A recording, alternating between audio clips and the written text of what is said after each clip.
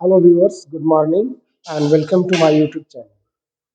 जैसा कि आपने प्रीवियस वीडियो में प्रेजेंट परफेक्ट टेंस के स्ट्रक्चर को, उसके एग्जांपल्स को समझा था, इस वीडियो में आप प्रेजेंट परफेक्ट टेंस के अफर्मेटिव सेंटेंस कैसे बनाएंगे, नेगेटिव सेंटेंस कैसे बनाएंगे और इंट्रोगेटिव सेंटेंस कैसे बनाएंगे और उन सेंटेंस क्वेश्चंस का आंसर कैसे आप पॉजिटिव और नेगेटिव वे में देंगे, तो उसके बारे में आज पढ़ेंगे। So let's start.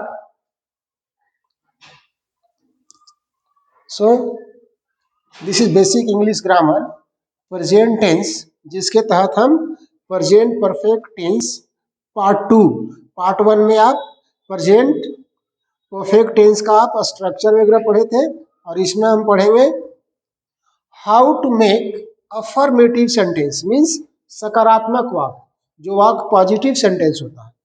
Negative sentence means नकारात्मक वाक्य, जो नहीं में होता है। फिर तीसरा है इंट्रोगेटिव सेंटेंस, मीन्स प्रश्नवाचक वाक्य, जो प्रश्न पूछा जाता है। Of present perfect tense with questions and answers, means present perfect tense के अफर्मेटिव, नेगेटिव और इंट्रोगेटिव सेंटेंस को समझेंगे। So first of all, structure of English sentences of present perfect tense. तो सब्जेक्ट प्लस हैज और have plus V3 plus object. तो subject हमेशा noun और pronoun के रूप में होगा, कोई व्यक्ति का नाम होगा, या प्रोनाउन आई, वी, यू, ही, सी, दे होगा। फिर अगर ये सब्जेक्ट सिंगुलर होगा तो हैज, और सब्जेक्ट प्लुरल होगा तो हैव। सिर्फ आई के साथ, जिसका हिंदी होता है मैं, के साथ हैव का प्रयोग होगा। और फिर V3, जिसको दूसरे शब्दों में पास्ट पार्टिसिपल फॉर्म कहते हैं, V3, और फिर ऑब्जेक्ट भी किसी नाउन या प्रोनाउन के रूप में प्रयोग होगा। अब समझते हैं एग्जाम्पल से। I have written a letter, मैं एक पत्र लिख चुका हूं। तो यहाँ पे आई क्या हो गया? सब्जेक्ट प्रोनाउन के रूप में, हैव वर्ब हो गया, रिटन V3 हो गया, अ लेटर ऑब्जेक्ट हो गया। तो इस तरह से हम सेंटेंसेस बनाएंगे इंग्लिश में। I have written a letter. थोड़ा दूसरा तरीका से इंग्लिश में आपको कैसे बनाना है तो समझने के लिए, अगर आई के जगह पर हम लोग वी लिख सकते हैं, यू लिख सकते हैं, दे लिख सकते हैं। तो जैसे अगर हम यहाँ पे वी लिख दें आई को हटाकर, तो we have written a letter. English में सेंटेंसेस कैसे बनाना है? अगर यहाँ पे लिख दे यू, तो you have written a letter. तो इस तरह से हम सब्जेक्ट चेंज कर सकते हैं।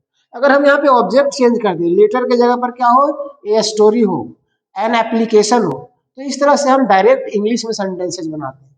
परंतु आप वो अपने तरीके से बनाइएगा। यहाँ पे पहले समझ लीजिए, I have written a letter, मैं एक पत्र लिख चुका हूँ। So this is a positive sentence, means this is an affirmative sentence है। इसका नेगेटिव क्या होगा?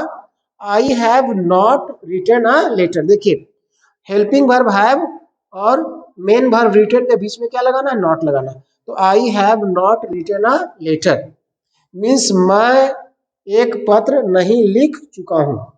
तो देखिए यहाँ पे नॉट के बदले नहीं का प्रयोग हुआ है। दूसरा है interrogative sentence, have I written a letter, क्या मैं एक पत्र लिख चुका हूं। अब देखिए, इंट्रोगेटिव सेंटेंस बनाना हो तो हेल्पिंग वर्ब को सब्जेक्ट से पहले ले आते हैं। पहले क्या था? I have written a letter, तो हैव क्या आ गया? सब्जेक्ट से पहले। तो हैव जब यहाँ पे हो जाएगा, सब्जेक्ट से पहले हेल्पिंग वर्ब आ जाएगा, तो इसका मतलब होता है क्या।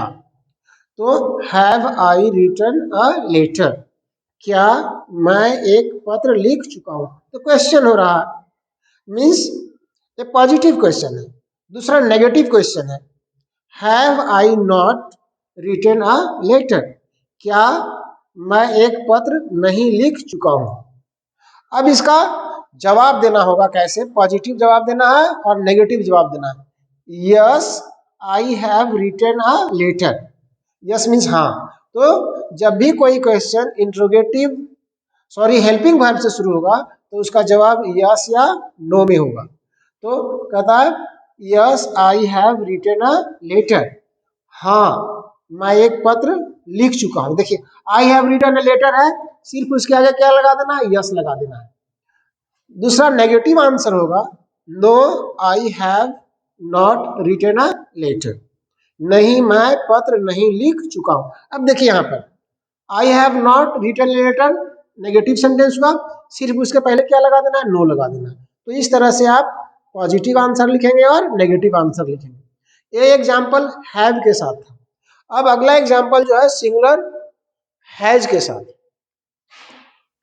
ही has gone to a school, वह विद्यालय जा चुका है।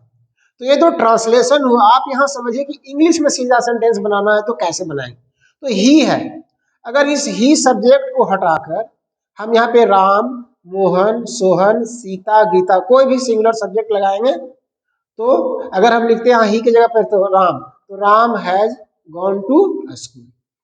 अब ये सब्जेक्ट चेंज कर सकते थे। अगर आपको ऑब्जेक्ट चेंज करना हो तो स्कूल की जगह पर क्या हो सकता है, मार्केट हो सकता है, पटना हो सकता है, दिल्ली हो सकता है, मतलब कोई भी स्थान का नाम लिख सकते हैं। तो इस तरह से हम सब्जेक्ट चेंज कर और ऑब्जेक्ट चेंज कर, इस सब्जेक्ट को चेंज और इस ऑब्जेक्ट को चेंज कर हम अलग अलग तरह का सेंटेंसेस इंग्लिश में बना सकते हैं। परंतु आप यहीं पर इसको समझिए पहले।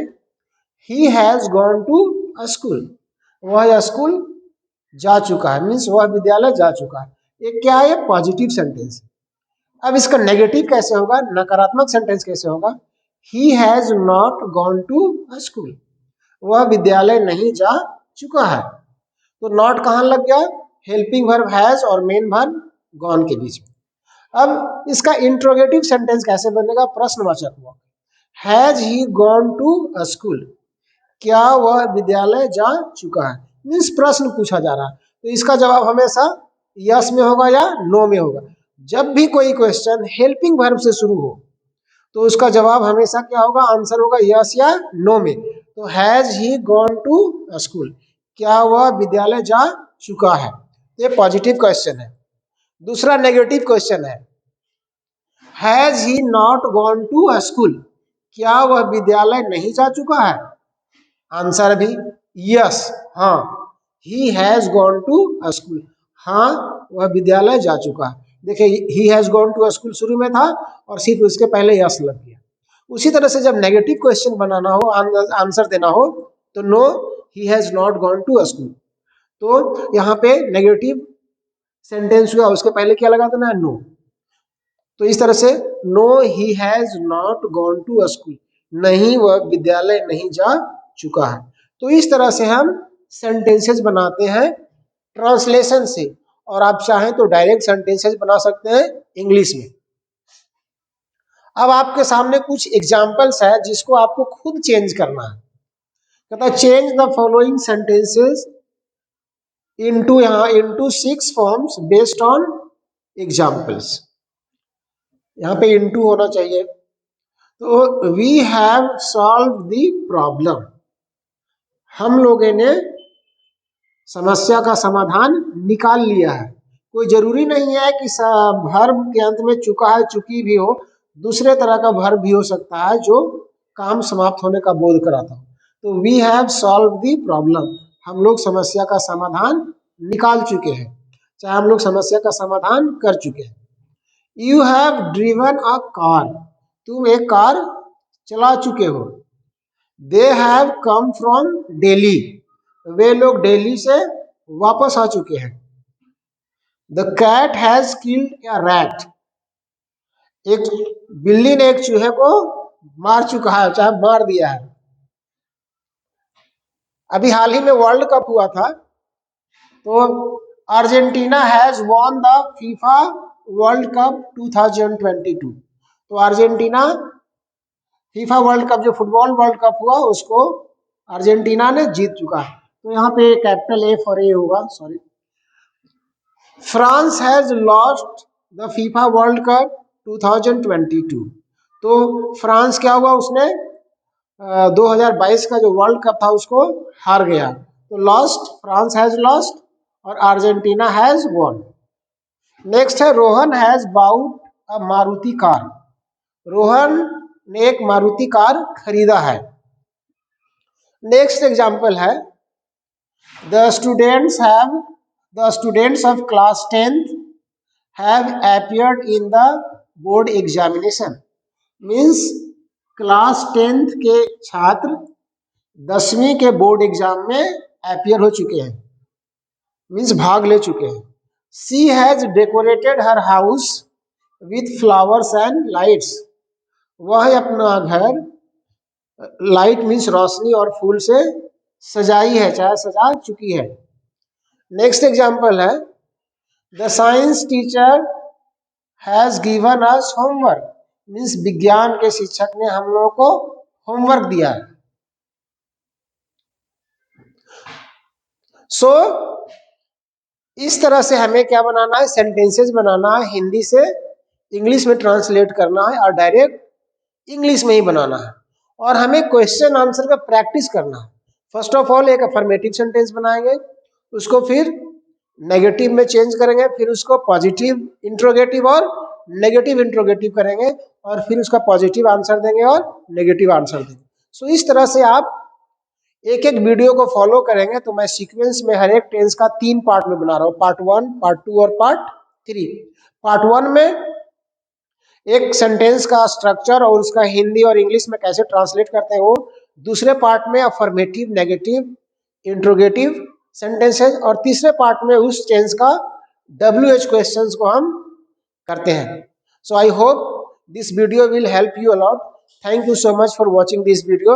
Please subscribe my channel if you like or if you are new on my channel. Thank you so much for watching.